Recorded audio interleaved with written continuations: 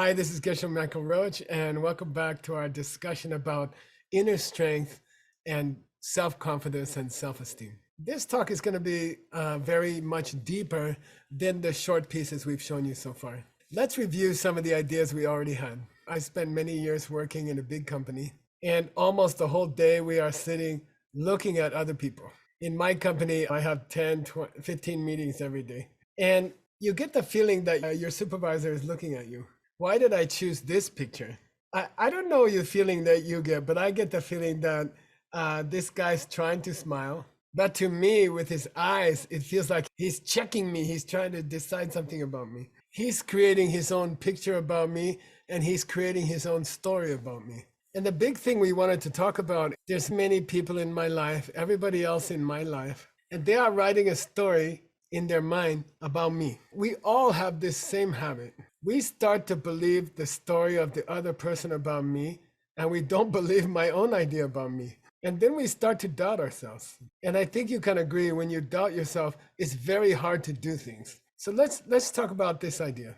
All day long, the people around me, they are writing a story in their mind about me. I cannot listen to their mind. I cannot read their mind. But from the expression on their face, from the way they talk, I understand pretty much what their story is about me.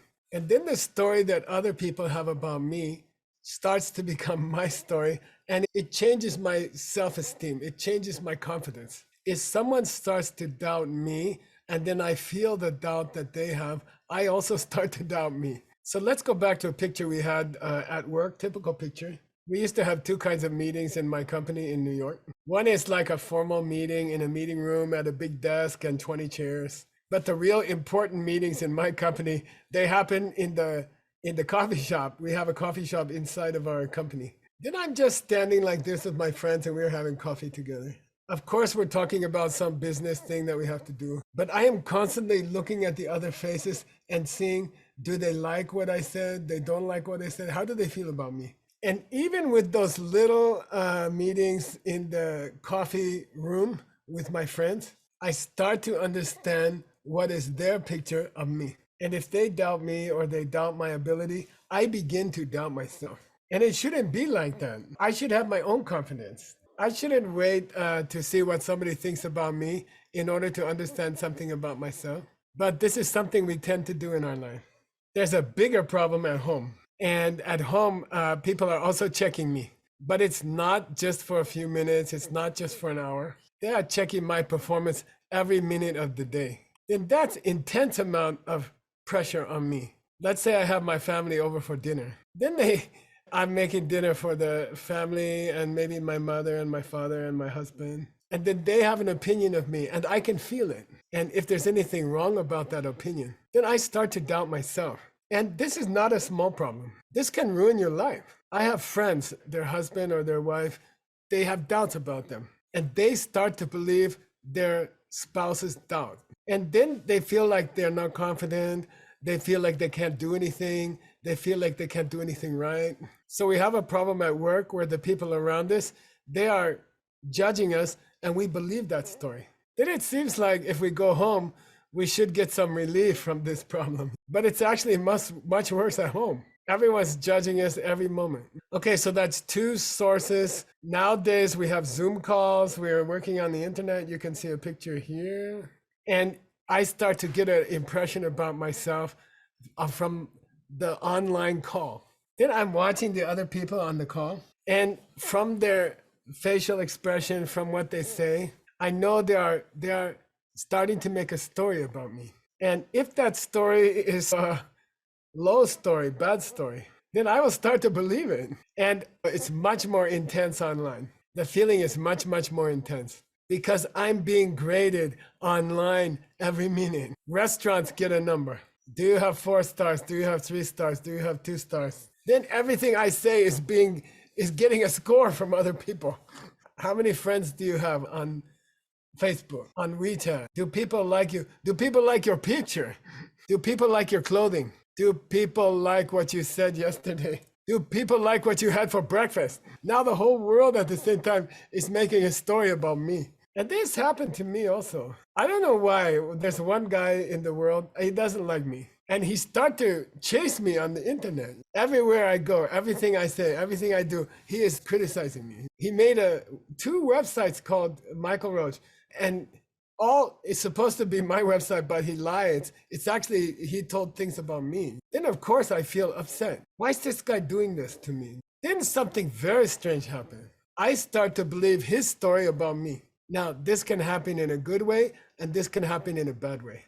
When you first fall in love with somebody, maybe it happened to you guys. Every day they are telling you, you are so handsome. Gisela, you look just like Brad Pitt. And actually, you're a little bit smarter than Einstein also. That's when you first fall in love with somebody. They will tell you things like that. Then this story is completely false. I don't look like Brad Pitt. I'm not a little bit more smart than Einstein. Of course, I'm much more smart than Einstein. No, but you start to believe what your friends tell you. Then you get a false self-esteem. That self-esteem is very dangerous, right? If many people give you a like on Facebook, then you have self-esteem. Recently, I meet people. I meet people in my work. I meet supposed to be important people, influencers. The first time it happened, I didn't know what it was. Hi, my name is John something, 6 million. He called himself John Smith 6 million. Then I said, excuse me? I didn't catch your last name. Oh, I am John Smith 6 million. I'm like, boy, that's a strange name. Your parents call you 6 million? Then they look at me like I'm very stupid. They make a very stupid story about me. No, I have 6 million followers. I have 6 million followers. I'm a good person because 6 million people think I'm a good person. So you can call it a kind of leadership. The internet is leading my opinion about myself. Then you can say, Gesla, I don't do that. Actually, I don't look at my numbers on the internet. I don't know what they are. Yeah, but still you have that problem with your family, and you still have that problem with the people you work with. They are judging you. They are making a story about you, and there's a tragedy. Their story about you is becoming your self-story about you. Wouldn't it be nice if we felt confident inside of ourselves? Wouldn't it be nice if you felt strongly a good image about yourself? And it would be even better if the good image about yourself is completely true. And it would be even better if you have a good image about yourself and it's true, and then suddenly other people have the same good image. So my stepmother is still alive. I still met her. She's 93 now, I think. Then I will go to her house. I will talk to her. She'll say, oh, how's your work, Mike? How's your work? Are you happy? Then I'll say, yeah, Mom, I'm happy. Everything's good. Except on the internet, this one guy, he always writing bad things about me. This is the kind of thing you can tell your mother, right? You know who she's going to support. She'll laugh. She'll say, come on, you're not a kid now. Probably someone got jealous of you. Then they say something. Don't listen. Don't worry about it. Just be happy about yourself. You are not who the other people think you are. You are yourself. You are who you think you are. She will tell me, hey, Mike, when you look in the mirror, even if you're a pussycat, you should see a tiger. It's your self-image that matters. Don't worry about what other people think. Okay, so I have to tell you, confession. Today, I'm not going to support my mother. I'm not going to tell you, don't pay attention to other people's story about you. It's difficult. If 10 people say bad thing about you, I don't care how strong you are. You're going to start to think, maybe I'm a bad person. I have a different suggestion. It's different from my mom's suggestion. Number one, make yourself a good person. Number two, feel yourself a good person. Be confident, believe in yourself. Number three, make everybody in the world also believe in you. Oh, Gesla, that sounds very good. Number one, deep down, I'm a very good person. Number two, deep down, I feel good about me. Number three, everybody else think I'm a good person also. Then there's no other story about me. Not at my work, not in my family, and not on the internet. I believe in myself and everybody else believes in me. Now, we see a strange thing on the internet. Sometimes there's a very bad person hurting many people and everybody loves them. Everybody has a good story about them. Then sometimes we see a really good person and everybody criticizing them. Why?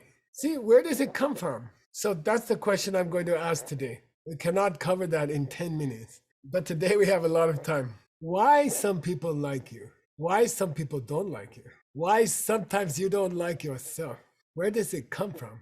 And in this system, which I learned for 25 years in the Himalayas, and I learned it from some great masters, when you interact with the world, when you say things to other people, when you do things to other people, you're creating an energy. It's like when you drop a stone in some lake and it creates a ripple. And you know that's true. There's a new telescope going up next year. It's so powerful. You can see the light coming from the beginning of the universe. When the first planet started, when the first stars started, then the first light started. And that light is still traveling. And this telescope is so powerful. We can see back to the beginning of the universe because that light is still moving. And the things we do, the things we say, those ripples are still moving and they come back to you. I'm talking about when you do something, you are sending out energy like the first light of the stars. And that energy interacts with other energies in the universe and it's reflected back to you. Now we have a secret to change how people think about you. If people at work are making a story about you or judging you, and if people in your family are also judging you or make some story about you, or the people on the internet are judging you and giving you how many likes or how many don't like, it has to come from somewhere. Nothing comes from nothing. And there's a very deep truth. If people are making stories about you which make your self-esteem lower, it's because you sent that same energy out to the universe before that. If we feel not confident about ourselves, it's because we showed other people that we don't have confidence in them. And when the energy goes out and then the energy comes back, the energy coming back is much stronger than the energy going out. If I make a story about another person at work and I spread that story at work, and because of that, that person feels not so confident, then that energy will come back to me. That means I can use this principle. If I send out positive energy, if I write beautiful stories about other people in my own mind, then that beautiful stories, that confidence will come back to me. You don't have to talk to anybody at work. You don't have to talk to your husband or your wife or your parents. Especially you don't have to go online and explain why you're a good person to everybody. Here's how to plant it. I'm thinking one of these ladies doesn't feel confident. I think it's the one on the left, by the way. She doesn't feel confident inside. Actually, she's intelligent, she's very beautiful, but her own picture of herself is not like that. Then her friend, the one with the glasses, sometimes they talk together and the lady on the left tells the lady on the right, I'm just not beautiful. I wish I was beautiful. Then the lady on the right say, actually, you're very beautiful. Then the lady on the left don't believe it. No, I'm not beautiful. Also, I'm not intelligent. Then the lady on the right say, are you kidding? You're so intelligent. So why does she doesn't feel she's beautiful? Why does she feel she's not intelligent? How can she fix it? She has to help other people to feel more confident. If she sends out good messages to other people, look, you are really beautiful. So many people like you. You are so intelligent. Then it will come back and she will be beautiful and intelligent. And she will feel beautiful and intelligent to herself. And other people will see her beautiful and intelligent. So how to plant those seeds? Anytime you see another person doesn't have confidence, then try to give them confidence. Now listen, maybe it will work and maybe it doesn't work. Maybe they believe you suddenly say, oh yeah, I am beautiful, I am intelligent. But maybe they don't believe you. You say I'm beautiful, you say I'm intelligent. But actually I don't believe you. That comes from their seeds. Did they encourage other people in the past? If they did, then they will feel beautiful and intelligent. If they did not plant those seeds, they won't feel beautiful and intelligent. Doesn't matter how beautiful and intelligent they are. So now we know the solution to this problem. If you want other people to see you as beautiful, intelligent, as a good person, you have to encourage other people and tell them how beautiful they are, how intelligent they are, what a good person they are. Oh, Geshe-la, I don't want to lie. Actually, my friend is not beautiful. Actually, my friend is not intelligent. Actually, my friend is not a good person. Then what kind of seed I will plant if I lie to them? Now that's your own problem, okay? Every person in this world has beauty. Everybody in this world has a kind of intelligence. The worst person in this world has a big amount of goodness in them. I'm not telling you to lie. Tell the truth. You are beautiful. You're intelligent. You're a good person. Because everybody has some in them. So your job Find the beauty in other people. Recognize the special intelligence that each person has. See that each person in this world has a special kind of goodness. Write a beautiful story about every person in your life. You can tell them the beautiful story, but it doesn't matter. People will understand what you think. If you keep trying to see the goodness in other people, that energy goes out to the universe and it will come back to you. People will see you as beautiful. People will see you as good. People will see you as intelligent.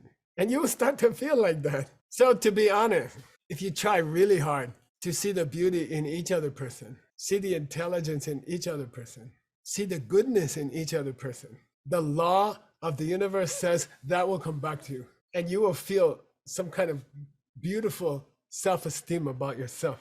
I'll tell you a funny story. So I taught this method to somebody who had very low self-esteem. I said, oh, you have to send some energy out to the universe. What should I do? Try to see the beauty, intelligence, and goodness in other people. Sometimes people do exactly what I suggest. And I met this lady after 1 year. And I remember we were in an elevator. I was going to give a talk.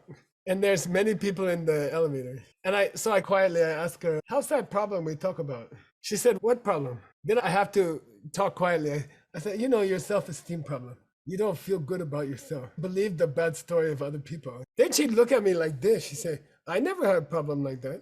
Then I felt, this is perfect. She fixed this self-esteem problem so good, she forgot she didn't have self-esteem before. And that will happen to you, okay? Now, we are finished with you. Now it's time for you to go higher, okay? When I was in university, my friend said, hey, you want to go with me camping? He's a big guy. I said, okay, I will go. He said, there's some young ladies coming also. I think I was 20 years old or something. Then I said, oh yeah, I can come. Then I went with him. It's about a 300-mile trip. And we went camping with several very beautiful young ladies. Then next morning he said, okay, let's go. Are you ladies ready? And they're like, yeah, let's go. Then I'm so stupid. I'm like, where we go? Where are we going? He said, where do you think? We are going mountain climbing. We are all mountain climbing experts. Then I'm like, he said, you can do, right? You can do. Then I'm afraid to tell the ladies I don't know anything about mountain climbing. Oh yeah, I can do it. Let's go. Then we went to this mountain. And first he climbed up to the top without rope. Then he turned around, he gave us a rope. Then he said, who wants to go next? Then I'm scared to death. I told the young lady, oh, you can go first. Ladies always go first. She climbed up in 2 minutes. Then there's one more lady. I said, you can go first. Then she climbed up very fast. Then my friend said, okay, Mike, it's your turn. Don't forget to hold the rope. Then I went halfway up and I fell. Lucky I'm holding the rope and he's holding the rope. That's why I'm still here. But I never forget those ladies climbing the mountain. After you plant the seed for your self-confidence, you are only halfway up the mountain. Now you have to climb the other half. You have to help other people to find their self-confidence. If you want to keep your self-confidence, you have to help other people to find their self-confidence. You have to become a self-confidence leader. And I often teach a course called Automatic Leadership. And I teach it all over the world. I taught it to the president of Argentina. I taught it to the board of directors of British Airways. How to become a leader. I don't mean you run and many people follow you. I don't mean that. I mean inside leader. You find your self-confidence. That's only half the mountain. You're only halfway up the mountain. You have to help other people to find their self-confidence. Okay, and this is very strange, okay? There are some secret methods. And again, I studied in the Himalayas for 25 years. I learned these methods from those masters. I used them myself. I made the largest diamond jewelry company in the world. Warren Buffett bought it in 2009. So that's the secret way to find your own self-confidence and then lead other people to find their self-confidence. It's like how to lead other people. No one likes to listen to me. You have to plant the special seed. You have to send the right energy out to the universe and it will come back. And it's a secret and you won't guess it. This lady is working at home. I think she's doing some accounting for her company, something like that. She has a quiet enjoyment of her work. It's almost like she's meditating. She's very quiet at this moment and her mind is completely into her work. And there's a kind of pleasure that comes when your mind is completely into something. She's feeling this deep enjoyment, deep, quiet, personal enjoyment for her work. When you have deep, quiet, personal enjoyment for your work, you are sending a special message to the universe. And when that comes back to you, like karma, something strange happens, okay? It does not come back as peace or focus or something like that. It doesn't come back like that. When you have deep, quiet enjoyment of your work and you plant that seed in the universe, the way it comes back to you is people listen to what you say and they do it. Isn't that a strange karma? Isn't that strange? Some karmas are impossible to understand. This is one of them. If you just sit quiet, enjoy your work, when that seed comes back to you, people will listen to your advice. You become a leader automatically. You didn't plan to be a leader. You didn't campaign to be a leader. I want to be a leader. I want to be a leader. Just people will come to you automatically. Hey, can I ask you a question? Yeah, what? What's the question? You seem so confident about yourself. You have such a healthy self-esteem.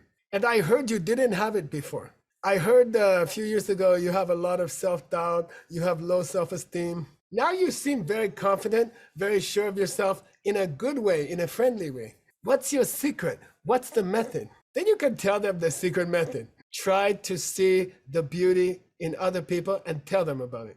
Everybody has some beauty. Try to see the intelligence in other people and let them know. Everybody has some kind of special intelligence. If you think they don't, it's because you didn't look carefully. And everybody has some kind of deep goodness. Then look for it and share with them what, then that changes your own self-confidence. Then you can share it with other people. It's different to gain your self-confidence and to become a self-confidence leader. These are two different things. How to get your own self-confidence, see the beauty in other people and tell them. How to become a self-confidence leader is a different scene. That comes from this deep, quiet enjoyment of what you do in your life.